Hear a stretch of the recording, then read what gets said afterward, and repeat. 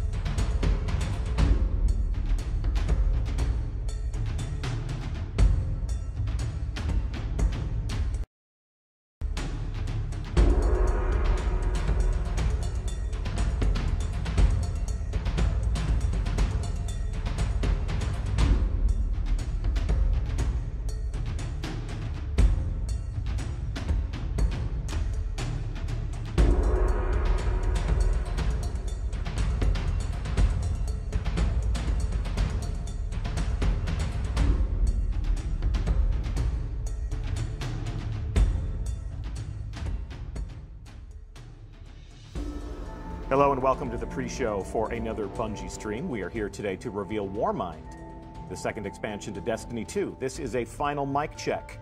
We are adjusting our audio levels. You should do the same. This is the sound of my voice to use as a test pattern. I'm Deej, I will be your host. The stream will begin in approximately 4 minutes. Talk to you then.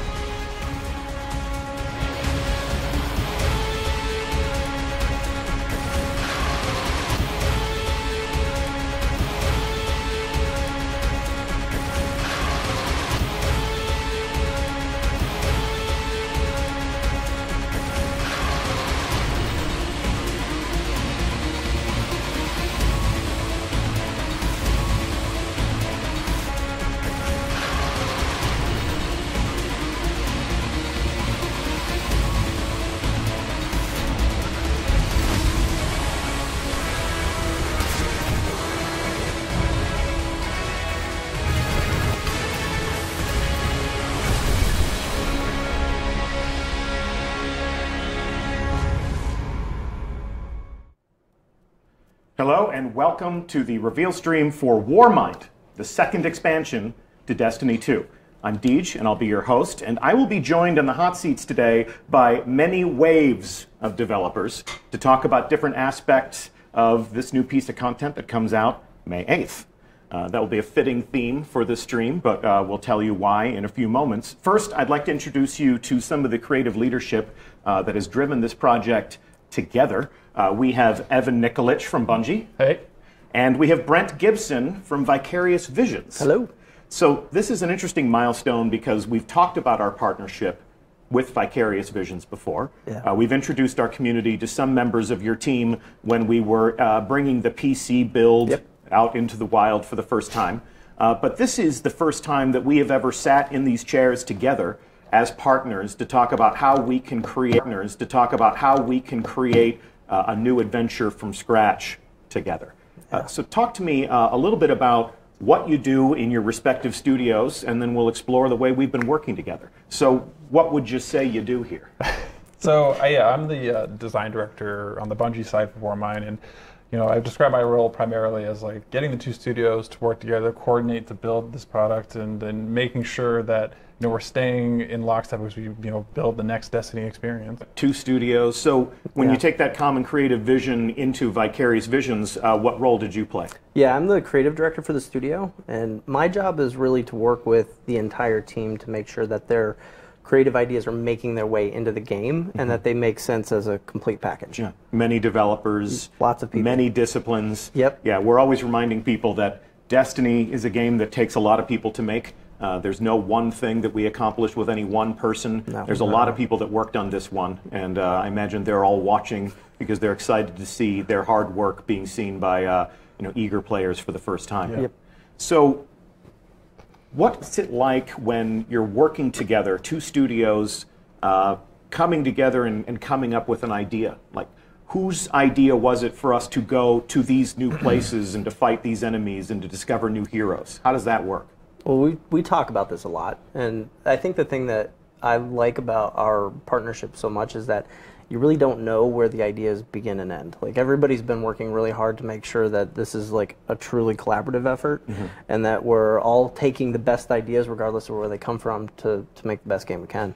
Yeah, I mean, and that's what's been great about working with VV is that we just started with a single goal of like we need to make an expansion to Destiny, and working with VV, bringing in their passion for Destiny, but then also bringing the new perspectives and then a different way of like approaching how we build the game and the new experiences we're creating for this release.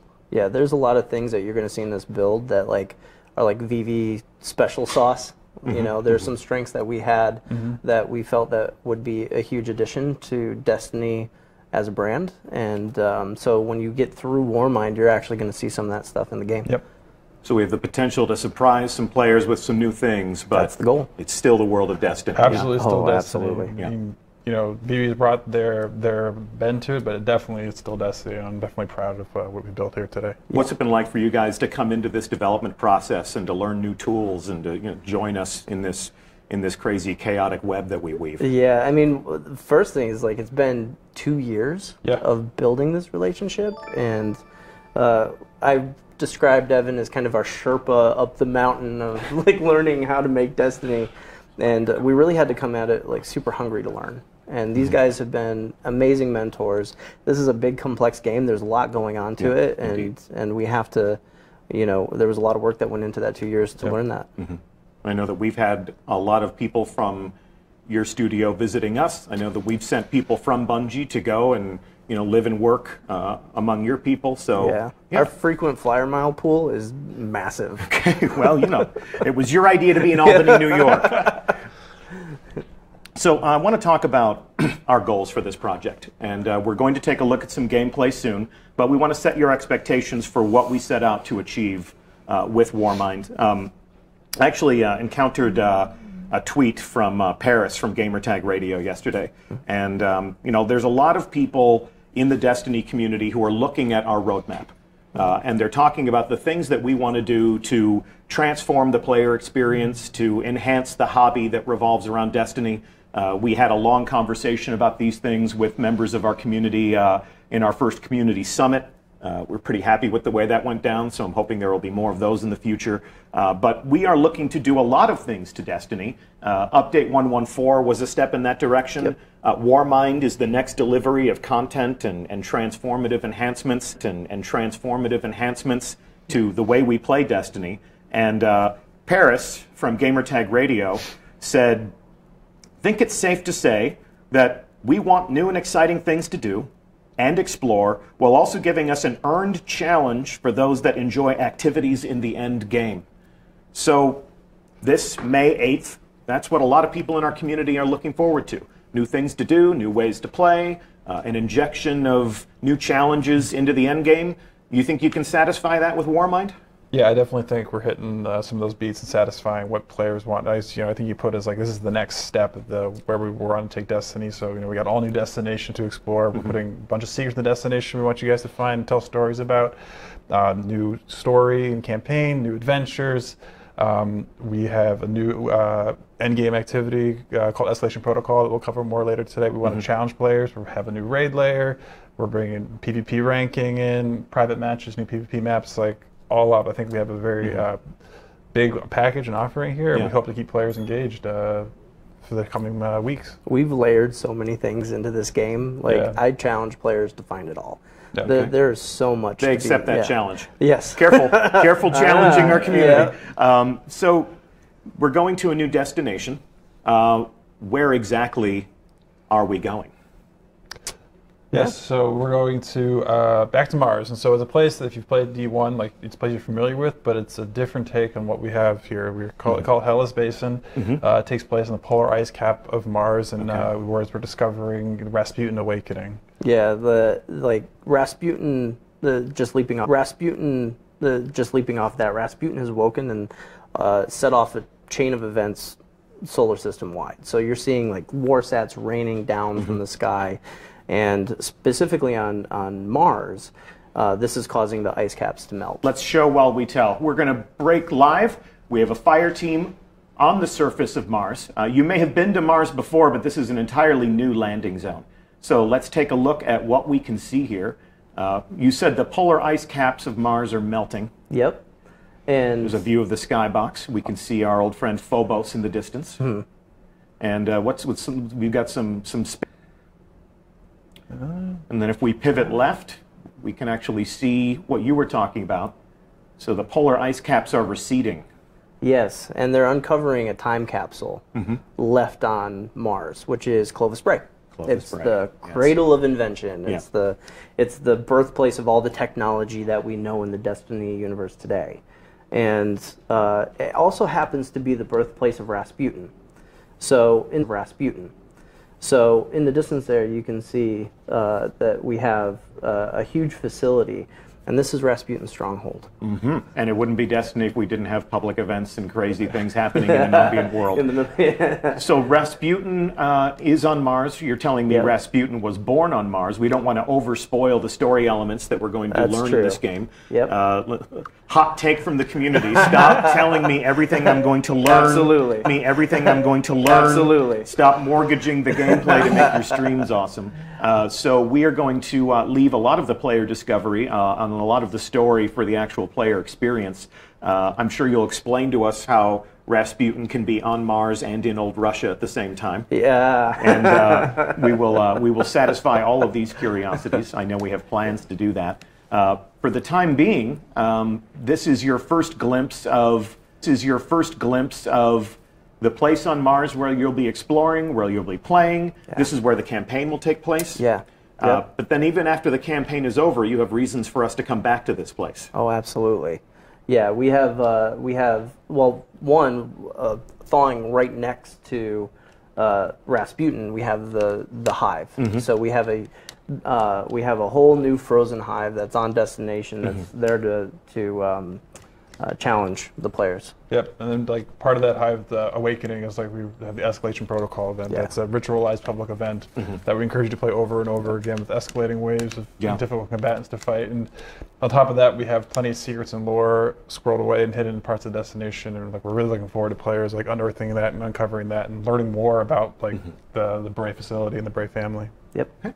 It's been an interesting construct of science fiction where you have the company. Yeah. You have the corporation, and you have the evidence of commerce, whether it's Wayland Yutani or whether it's the Tyrell Corporation. So Right. Clovis Bray is our own storytelling fictional corporation, and we're going to learn a little bit more about Clovis Bray, including some of the people that were involved in the operation of Clovis Bray. Is that right? Absolutely, yes. We're actually introducing Anna Bray. Anna Bray. Anna Bray. Okay. Yeah. And Anna Bray is a new hero that we will encounter. Anna Bray is, she serves an important role in the storytelling as well as the player experience. Yeah, she's the cornerstone of a lot of the things that we're doing in Warmind. Okay. And so she'll be your friend along the adventure. She's going to be your vendor. And she's going to be, like I said, that cornerstone on unraveling the relationship between Rasputin, Clovis Bray, and herself. Well, we're going to actually show the prologue for Warmind, and this is going to be an introduction to Anna Bray. If you don't want any spoilers, this would be a wonderful opportunity for you to go and fix yourself a tasty beverage, because we're going to play the prologue in just a moment here. Before we do that, I want to thank Evan Nikolic and Brent Gibson for being on stream with us today. Thank you. Yeah, thanks for having us. Thanks for the work that you've done to give us new things to play and talking to us a little bit about your creative vision for this expansion. Warmind comes out on May 8th, and we hope you'll be right there with us to help bump into us in the wild, play some escalation protocol, and shoot some frozen hive in the face as they come out from underneath these receding ice caps, yeah? Yeah, absolutely. Yeah, I've been waiting almost 2 years now. We're really looking forward to May 8th. Cool. All right. Well, anything else you want to say to the Guardians who are watching? Good luck playing. Yeah. I'm looking forward to hearing the stories you guys come up with. All right. Well, with that, thank you so much for being on stream. We're going to put our next round of developers in the seats, but for the time being, this is Anna Bray.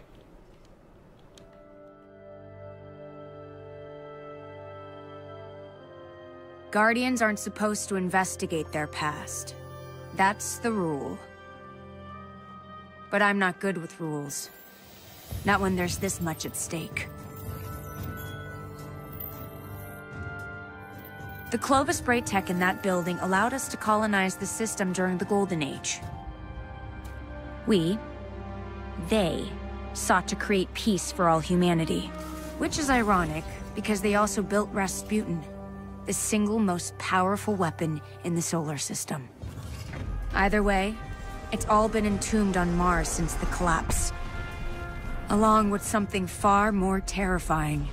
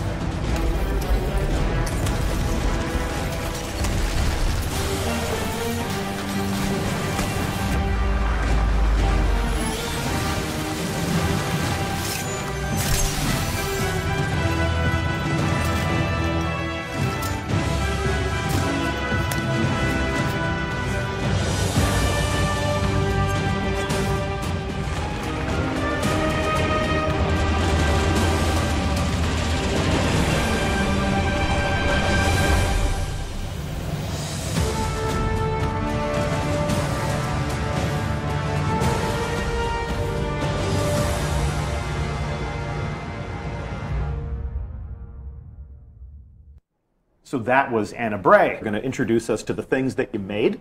We have Jacob Benton. How's it going, Deej? It's good. Good to have you here. And we have Ben Womack. Good morning, Deej. Good morning. Gentlemen, we're going to take a look at Escalation Protocol, which has been described as a cyclical, ritualized endgame activity that you have put into Warmind. Yep. Before we jump into that, give me an idea as to what you do at Bungie.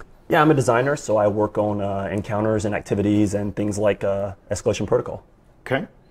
So I was the lead designer for this team that made Escalation Protocol, so I was there to help the team succeed and get all their talents up forward in the game. People can see it. So we're going to take a look at, we have a fire team all assembled to play Escalation Protocol. Before we do that, here they are in destination. Talk to me about your goals for this activity. What did you set out to create here? So the number one goal was trying to make a challenging endgame experience that people really wanted to come back to and aspire to finish. We know that the community and a lot of friends, and internally we've been wanting bigger challenges in the game. Yeah, like something we can go home and play at night and like really feel challenged by. Yeah, you've heard the community feedback that maybe Destiny 2 isn't hard enough. Yes, we've heard that. We heard this is your answer to that feedback. Yep. Yeah, this is one of our answers. Okay, just one of our answers to the feedback that Destiny could be a little bit more challenging. All right, anything else that you want to say about it before we take a look at it in action? Yeah, there's a couple cool features about it. It's has a lot of the characteristics of public events that you already see in public zones in Destiny, and that if it's running, anyone else can run up to it and engage with it and play. Like, we're really trying to get people to, join up, even if they're not on the same fire team, to overcome the same challenges. One big difference, though, is you can start it at any time as a player. Like, you can walk up and start it. It's not like regular public events where they're on a schedule. Like, you could be running this pretty much 24/7 if you wanted to. Okay. Challenge accepted. Good. So in that case, should we take a look at exactly how a player would activate escalation protocol? Let's do it. Yeah. All right. So we have a bunch of people assembled in this public space, which means that they can play together, but other people can come up and play with them. And with the interaction, what do we see rising up out of the ground here? So this is some technology that Rasputin has around his area in the public zones, and whenever it activates, it draws waves of hive into the location. And Rasputin's doing this because he wants you to take all of them out before the device deactivates and the hive manage to escape. So he's trying to corral them in for you. And every single time one of those rises up, as you play the event more and more, it'll bring a stronger wave of hive with a stronger boss you have to fight. Yeah, like it starts out, moderately easy and then ramps up to get pretty difficult by the end of it. Yeah. So let's talk about the structure of the event. They just activated the event, and it plays out in waves. That's right. Yep. How many waves? So there's 7 total waves that you go through until you reach the end of the event. And the 7th one, it's no longer the just crashing like horde of hive. It is actually a unique boss fight that has a unique mechanic. And we're actually even one-upping that one more level because we have 5 unique bosses that are going to rotate every week. Okay. So each wave has its own boss. Right. And then the final wave has a final boss, and week over week, you have 5 of them, and we will face a different final boss week over week. Correct. And then once you've played for 5 weeks, you will have encountered all of them, and then it'll restart at the first one. You can face them again. And some of the bosses drop things that other bosses don't. So unique rewards to specific bosses? Yep, exactly. Unique rewards to this activity, too. Okay. Yeah, there are things that drop from this activity that you can't get anywhere else in the game. So we are seeing people who are fighting with some weapons that we've never seen before, and we've seen the Graviton Lance before, but some of the other Guardians in this fire team are using weapons that are specific to this activity. Talk to me about why I would want to play Escalation Protocol if I am a lover of new armor and new loot and different ways to fight. So the weapons are pretty insane. So you see right now they're using the shotgun, Ikelos shotgun. They have unique perks on them. So when he takes a melee on the enemy, and then he gets a damage bonus on his shotgun for a few seconds. It feels a lot to me like Fourth Horseman in some ways, which was one of my favorite weapons from D1. But it's kind of cooler because you melee to trigger it and then just unload on the guy. Yeah, and so that's only the first weapon. We actually have 2 other legendary weapons that are unique. We have a sniper rifle, which has a perk called box breathing, where if you aim down sights long enough before firing a shot, it'll then get a big damage boost to your critical hits. Okay. It's such a big damage boost, you're like, whoa, like, I can't believe I did that much damage with 1 bullet. And then it has triple tap on the gun besides that, so you can get some really good, like, high damage moments if you can make all those shots. That's one of the things that we've needed to add to Destiny 2 is specific activities that give us specific rewards, that have specific perks that help us excel in those activities. Yeah, that's another part of community feedback that we've been hearing loud and clear. We really want to deliver it with Escalation Protocol. And the armor set is super cool looking as well. It's very like Rasputin sort of themed. And when you have the full set in completion, it just looks pretty rad. And you're only going to get that armor from this activity. Correct. That's right. So talk to me about how the character progression is structured. If I'm playing Escalation Protocol, what can I expect to earn week over week? What can I expect to earn every single time I complete all 7 waves of the activity? So we have a few different reward systems that working at the same time inside of the activity. One of the, I think the most desirable one Don't wave at the boss. That's a high value target that's messing with them right now. Okay. In the public space, like stuff collides like a really fun ways. But so we have several different systems. When you finish the wave 3 and 5, a chest will spawn that has more kind of normal public event type rewards in it, as well as chances of vanity items that you only get from this from Escalation Protocol. Yeah. The most desirable stuff comes from beating that boss at the end. Okay. We have 2 different systems. We have those guns we mentioned. I'm going to interrupt you. What do we got here? Oh my gosh. Okay, well this is the Hive Sword. You may remember it from the first Destiny. Go get another one. Go get another one. Yeah, someone else can grab one too. Yes. So there are these shadow rifts that spawn, and you have to take those out, or Hive aren't going to be drawn to the tower, and the time's going to expire. So when you go to take those out, there's a knight that spawns with a sword, and if you kill him, you can actually get the sword for yourself. Nice. It's happening right now. And this is exactly the same sword as we had in D1 that fans may remember from that game. So you can even you can use a super and use a smash, and you don't want to do it on exploding thrall probably. But you can also sword glide. You can sword glide with the melee through the air. It's exactly the same. Yeah. I think it's a lot of fun, and it breaks up the encounters really well. It's also actually really important because some of these waves are going to just take a massive majors or other high difficulty targets, and they're going to just throw them at you all at once. So instead of maybe using your super or some heavy ammo, you can grab a sword and delicately try to carve your way through them. This isn't just about shooting Hive and shooting wave after wave after wave of Hive. You're seeing some interesting mechanics here. You're seeing some things that they'll have to work together to accomplish. You see, like you were saying, sort of the shadow rifts. You're seeing some of the crystals that are suspended up in the air. So, while we can leave some of that problem solving and some of that understanding to the people while they play, what would you tell them about some of the different complexity that you've added to the activity? One of the things we've found is that things like melting point or even tether, as they're using now, are going to become pretty critical, especially as you move into later waves. So when we've been playing it, we regularly will stop before the playtest and coordinate, okay, what are you bringing? Like if I'm bringing Celestial Nighthawk, can you bring Orpheus Rig? And that's stuff that hasn't really been needed ever in public. Yeah, when you aren't running someone with a melting point, or you aren't running Tractor Cannon with the new exotic update, has this amazing damage buff that it can give to targets. You're going to notice the difference. We're seeing some new items enter their inventory. Yeah. One of the items, he may have just gotten one of the armory codes. So you can get armory codes during the event and for doing other things on Mars and around the game. And you can spend those armory tokens to get a special weapon during the event that you're probably going to need at some point in order to progress forward. Yeah, we call it the Valkyrie, and it's basically like a incredible, I don't even know how to describe it accurately, but it's like a magical spear rocket launcher that destroys absolutely everything. And those armory codes are going to be really important for when you're on the crux moment or time's kind of running out and you need to get that extra oomph to get through a wave.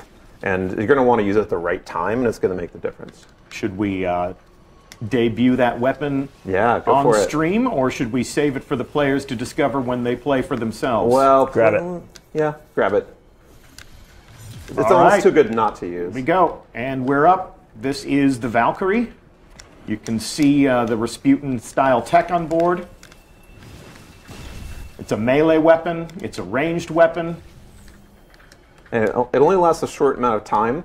So use it wisely. Yeah, use it wisely. You want to bring it out maybe when the boss for the wave comes out, or when a huge amount of ogres spawn, for example. That was a good moment for theatrical demonstration purposes. Maybe not the best tactical moment. I'm not going to criticize the person playing. We're showing it. We're showing here. We're showing and telling. And I'm seeing things hidden under bridges that I'm not going to talk about. So we'll again keep that promise and leave. Oh, there's your sword. There you go. Have your sword. So which wave are they fighting now? So they're in the third one right now. Okay. There's 7 total. Seven total. And they've been getting through these pretty readily. Keep in mind that we're using high-level characters right now. We have had streams before where we wanted to prove the activity was hard, and what happened was our audience watched people die again and again and again and again. We actually started testing this out that. We had them at the proper level. Yep. The level people be at the first week of play. I'm sure there are people watching who attended our community summit who actually got to experience this activity, and they'll be going live after stream with their own their own analyses, their own takes on what this is.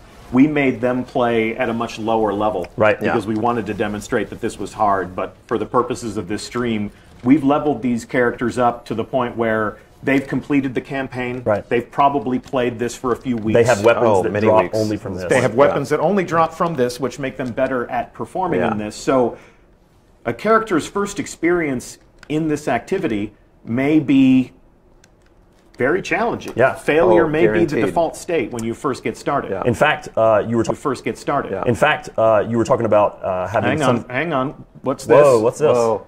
So here we have Cosmo is demonstrating some of the different armor that we can take a look at. And the best way to show off your armor to yourself is to do some emotes. And we now have an emote wheel. I think you're a little bored with all those green emotes, but we can definitely get you some better emotes through your commitment to the game. Oh, you can see the amazing helmet. We've got the new emote wheel. That goes in for every single player of Destiny. It's one of the Season 3 upgrades.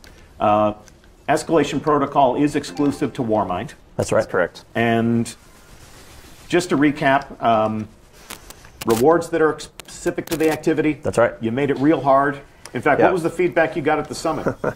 So actually, at the summit,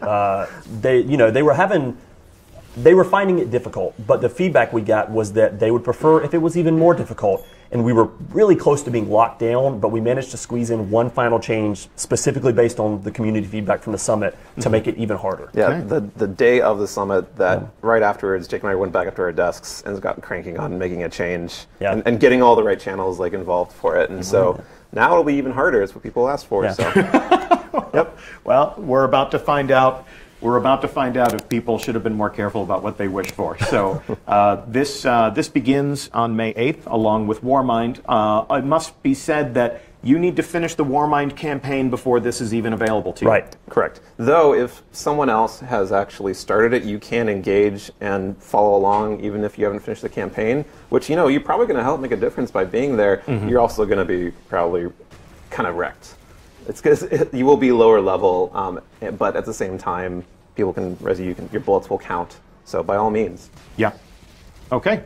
Well, this is all waiting out there in the wild, and people can dive in after they finish the campaign or during in progress if they want to get punished. We call it Escalation Protocol. We will actually leave this activity now and leave the rest for discovery by our players. So this fire team can go back to orbit for the next act of our reveal. Gentlemen, thank you so much for the hard work that you put into this, including rapid responses to community feedback in what was literally the 11th hour. Glad to see you collaborating with some people in our community to make sure that you dial it up to 11 at their request. Oh, yeah. We did it. It's fun for us, too. Awesome. Anything else you'd like to say to the Guardians in our audience before we move along to take a look at the Crucible? Looking forward to playing it with everyone. Yeah, looking forward to seeing you out in the world and doing Escalation Protocol.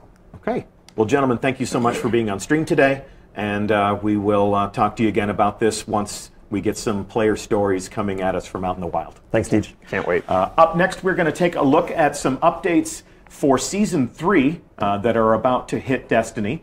And to accomplish this, let's introduce you to two combatants in our fire team that will be sparring in this live fire exercise.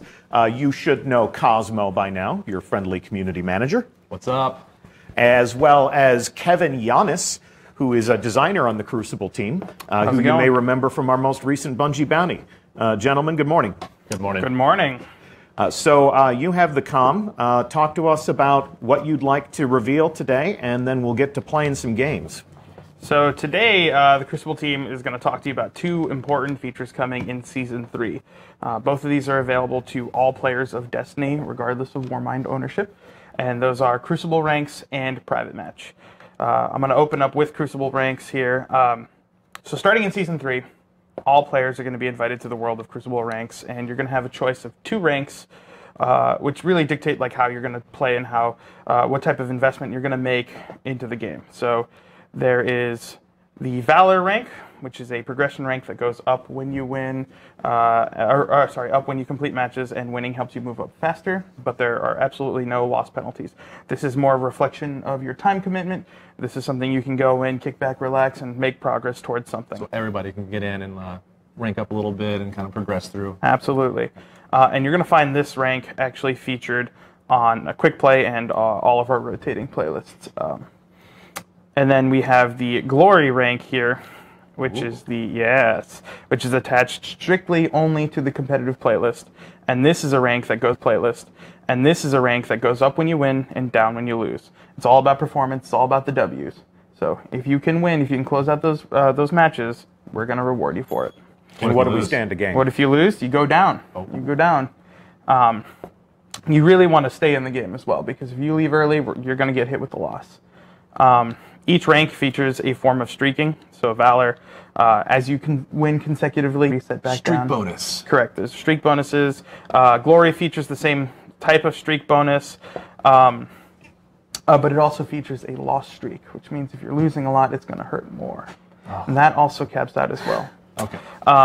And that's there, to add a little bit more of the risk of playing a competitive match, but I believe players who wanted this type of system wanted that type of risk. And speaking of rewards, am I getting anything other than this? You're absolutely getting stuff.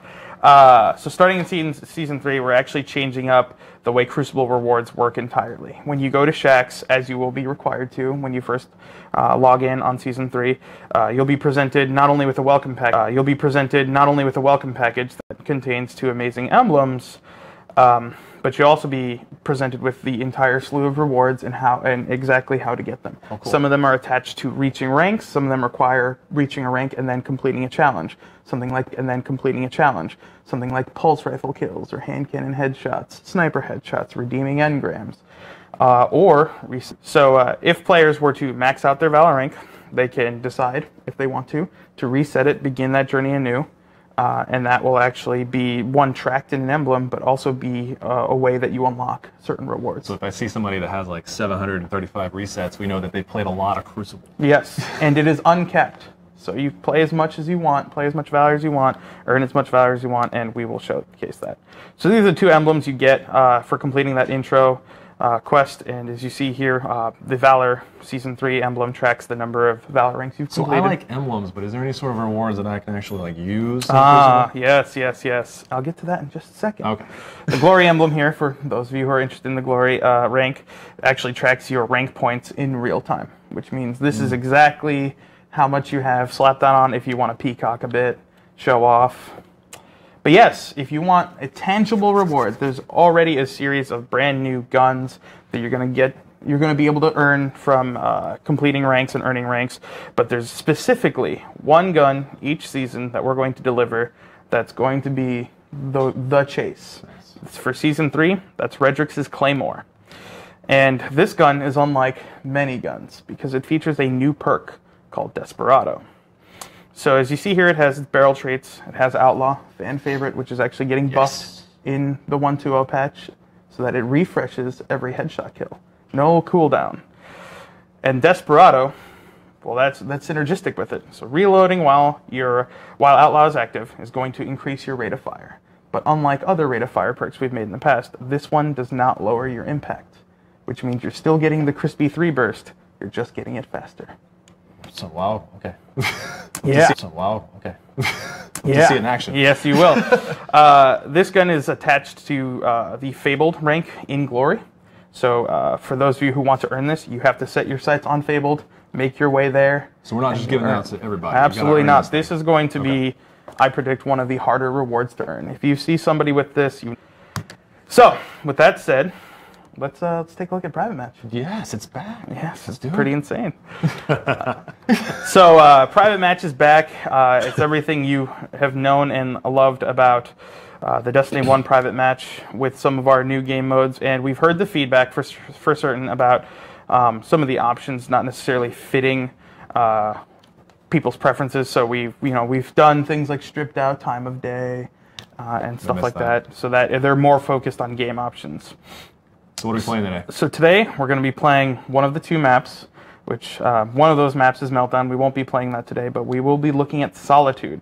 Solitude is a brand new map that does require, as with any DLC map in private match, you need to have ownership to actually But if I'm playing in the playlist, I'm good to go. Good to go. And that is actually a survival map. It's one we built for survival. It plays very well in survival. We're very excited. And we're going to play a little bit accelerated today. We're going to put rounds to win it too. Okay. Team lives. 6, which is the playlist version. We sped it up a little bit just to get it a little more snappy, but today we're going to be playing 6. So we're going to play Solitude Survival Sandbox stuff. Let's do it. Boom. Cool, thanks guys. So just to recap, Season 3 delivers private matches and seasonal Crucible rankings to every player of Destiny 2. We're also delivering the new Crucible maps that we're releasing with Warmind. You'll be able to enjoy those in matchmaking. If you want to use them in private matches, you do need to own the expansion. So as they depart toward this new match, I'd like to introduce you to the final wave of developers that are in the hot seats. Final boss. Our final bosses for the day are John Wesniewski. Morning. Morning. And Josh Hamrick. Hello. You probably have seen these two gentlemen talking about their work on many occasions past, whether it's a bounty or a video or a stream like this. So we are going to be talking about the sandbox tuning for Season 3. This live fire exercise in the Crucible will be a great opportunity for us to look at how exotic weapons are all becoming just a little bit more exotic. Talk to us a little bit about what your goals have been in reaching into the sandbox and making some of the most coveted weapons a little bit more dangerous. The big goals that we were trying to hit with the exotic weapon pass that is going to be going live in May is that we wanted to increase the feeling of exoticness or power or sort of a specific gameplay experience that was happening with each exotic weapon. Basically, with the focus of just making everything stronger, faster, better, just pushing everything a little bit harder. And we wanted to do that in a way that was leaning into the exotic fantasy or the gameplay that we'd already established with the weapons on release. So we weren't trying to make any like drastic changes to how these things play. If you already know how they play, if you already like them, or if there's one that like you feel like it could be better, but it just needs a little something, that gameplay is still going to be pretty familiar to you. It's just gonna be a lot more effective, hopefully in every activity that you like playing. Okay. Well, like Fighting Lion that you see here is now a beast. John can tell you everything it does, but it is one of my personal favorites. I've been running it like crazy in playtest. Yeah, the thing we did to Fighting Lion to make it a little bit better is we gave it more ammo, and we basically did a small adjustment to how damage works on it. So we added more damage to the detonation and took a little bit off the impact. So it places a little less pressure on trying to get that grenade to hit and makes the detonation a little bit more friendly. Lets you reach out and touch people. Yeah. It just makes it a little bit more reliable. Oh my God, it's fun.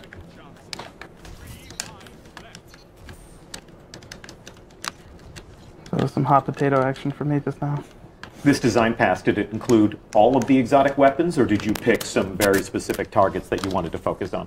Almost all of them. There's only a handful that didn't get touched, and because we felt those ones were already playing pretty well, or already getting relatively positive feedback from the community, and because we did have a limited amount of time, we wanted to make sure we were hitting all the stuff that really needed a good pass. Yeah.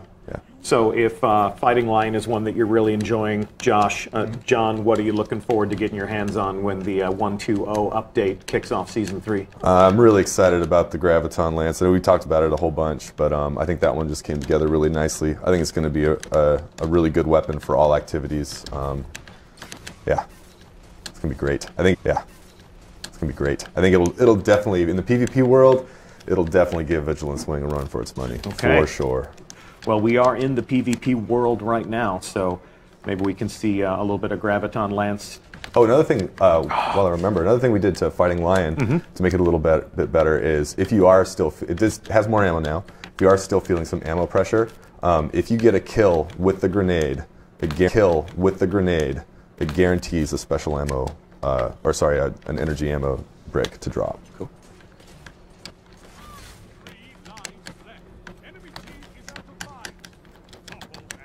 Do we have any good snipers we could watch? Damn! You're welcome to go take a seat, Captain. All right, fine. Oh, well, that wasn't it.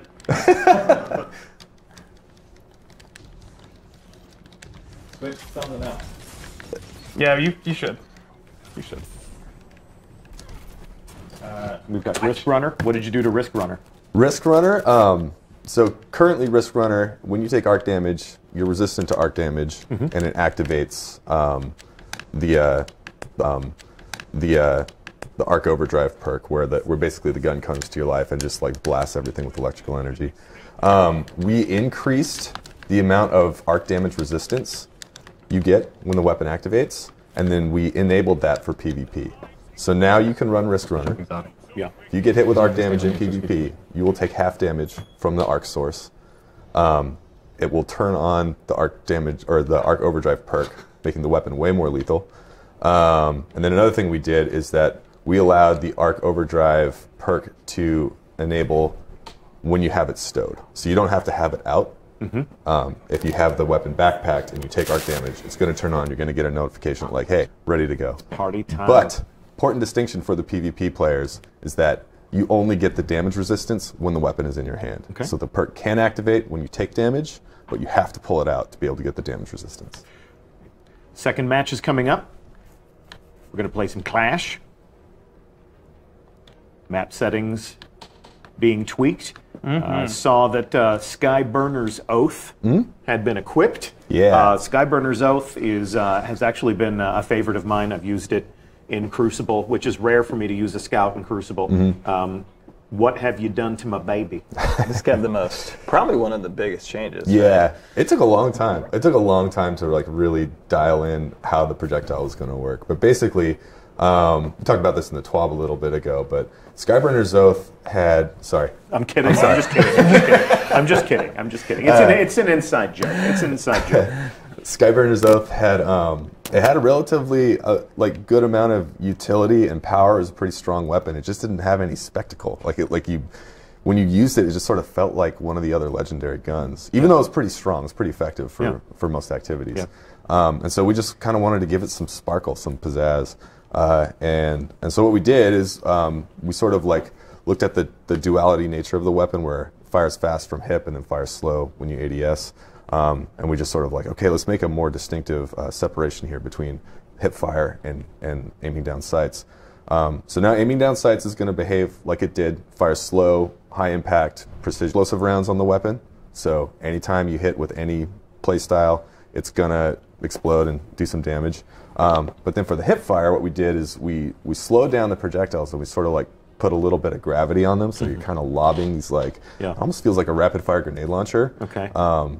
And then we put some, the first attempt at doing that was like, okay, this is fun. Like this is fun. Like I can see the sort of the feeling of how this is going to work. But it was pretty hard to actually like hit targets with a slower projectile.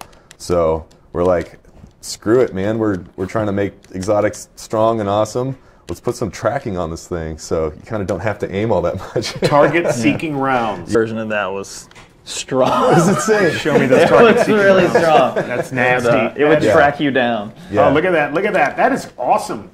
That's going to be fun. Great to like how Kevin's using it here. It's a really fun weapon to use as a warlock. It's sort of you're like strafing through the air, and you're sort of raining fire, almost like you're some kind of sky burner. Oh God! Look at that! Have fun with your puns. Wow. Have fun with your groan-worthy puns. Oh, what was that? That was Hardlight. And what have you done to Hardlight? Hardlight, we basically gave it the same functionality that Borealis has now, where you can hold down the reload button to change damage types on the fly. Okay.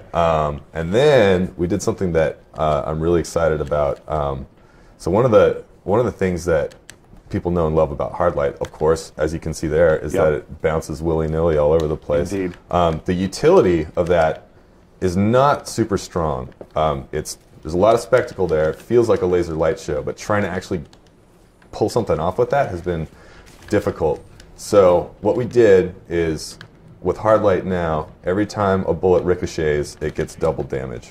So if you're bouncing stuff around the corner, you're going to be doing twice as much damage. A little bit harder to hit, but when you do get the hits, it's going to pay off. Blind firing, high risk reward. And I am really excited to see what kind of montage material we can get from people doing trick shots, bounce shots, like shooting at the ground in front of somebody to have it bounce up and hit them and then melt them instantly. Right. Well, as much as I'm loving the Skyburner's Oath exhibition here, I'm wondering if we can get, as much as you've talked about Graviton Lance, I'm wondering if we can get a Graviton Lance equipped on that character.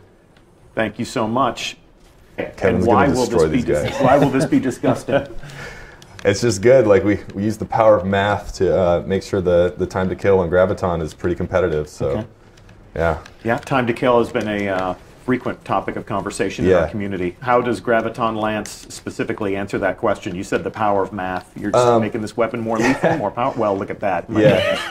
So basically, so one of the things we did to Graviton is we made it a 2-round burst instead of a 3-round burst. So the first bullet's a little bit weaker. And the second bullet is much stronger with a little bit harder kick. But that's one bullet less that you have to fire, so it's already got a competitive advantage against other pulse rifles. And as we were making these changes for May, changes were also happening in tandem for the Go Fast update, which we released a little bit ago. And as most people know, pulse rifles got a significant buff. And when those changes sort of like rolled our way and we play tested, we were like, holy crap, this thing's amazing. And then it was sort of one of those moments where like, do we change it? Do we keep it? What do we do? We're like, screw it. Plays great. People love it. We're just going to keep it. So yeah, pulse rifle buff made this thing pretty awesome. And yeah, we're just gonna let it roll, see how it goes. For the first 3 years of Destiny, we presided over a lot of conversations about certain weapons being OP. Certain weapons had reigns of terror throughout the course of different sandbox updates. With Destiny 2, a lot of the feedback has been nothing's OP. And they wanted some of those rough edges to come back. Looks like you're doing that. Absolutely. Speaking of rate of fire changes and things like that, Crimson, yeah. Crimson's getting better. Crimson is not necessarily going to have a flashy update like Skyburner. If you know how to use Crimson, it's going to be play the same. It's going to be very consistent. Oh no. What we did to make Crimson a more competitive option for PvP. Oh, and just for the whole game, the first thing we did was watch the taunts. One of the biggest pieces of feedback about Crimson was that I run out of ammo too fast. So we addressed that. We gave it a whole bunch more ammo. And there it is now. For the competitive world, we basically looked at Crimson as we want to try and match the time to kill of an aggressive family hand cannon, which is 3 shots at the head.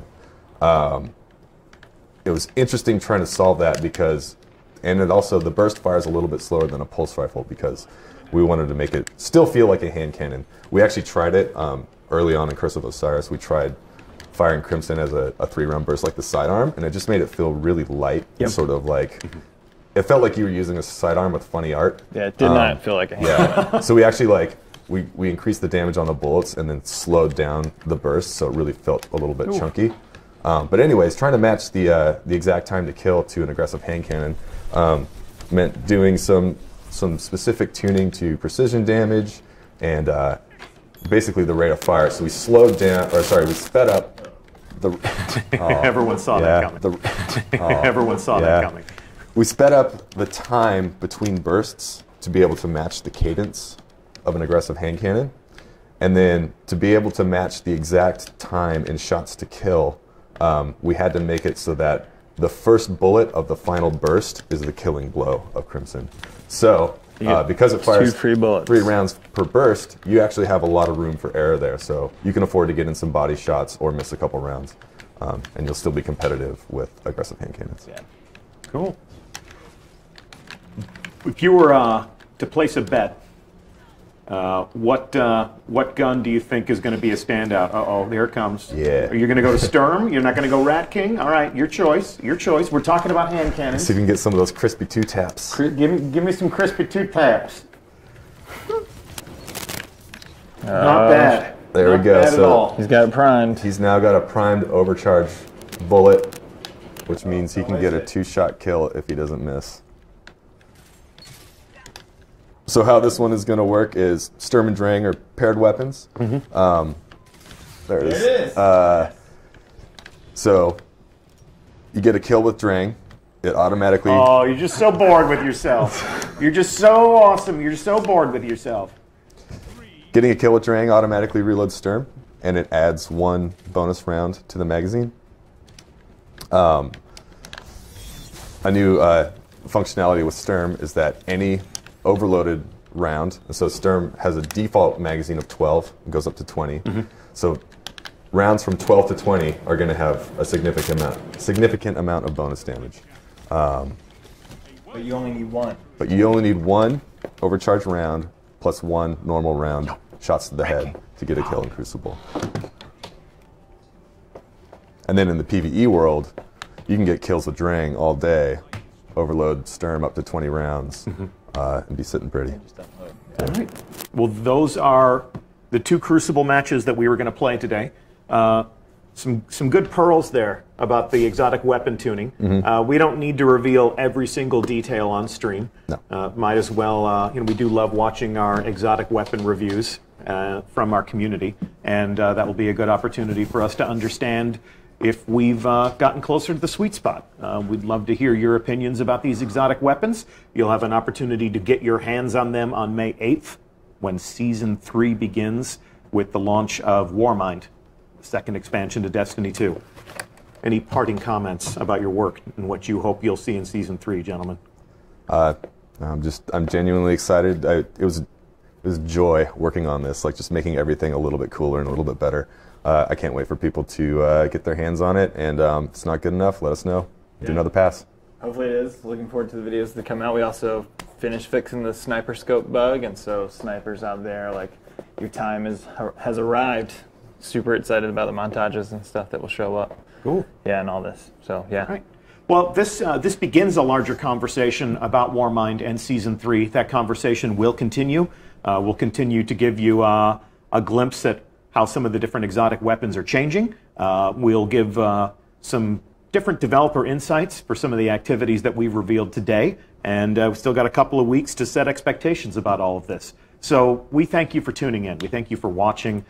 We're looking forward to seeing you play Warmind. We're looking forward to bumping into you out in the wild as we play some Escalation Protocol. And of course, there's an entire new campaign, an entire new story to tell, and I hope we haven't spoiled too much of that for you. I'm Deej from Bungie. It's been my pleasure to host today, and we'll begin this conversation again soon.